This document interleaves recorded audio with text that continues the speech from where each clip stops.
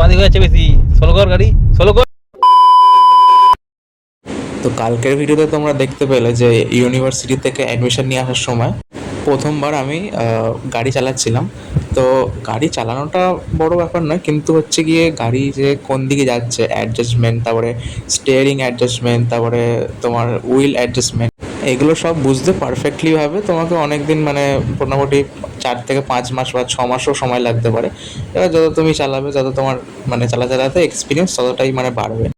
এই জায়গাটায় একটা সামনে একটা লরি মতো দাঁড়িয়ে ছিল, তো বাঁদিকে একটুখানি বেশি অ্যাডজাস্ট মানে বাঁদিকে একটু বেশি গাড়িটা হয়ে যাচ্ছিলো, তাই জন্য বাবা বলছিল একটু স্লো করতে। তো বসে মনে হচ্ছে যে বাঁদিকে অনেকটা জায়গা, কিন্তু সেরকমভাবে থাকে না বাঁদিকে।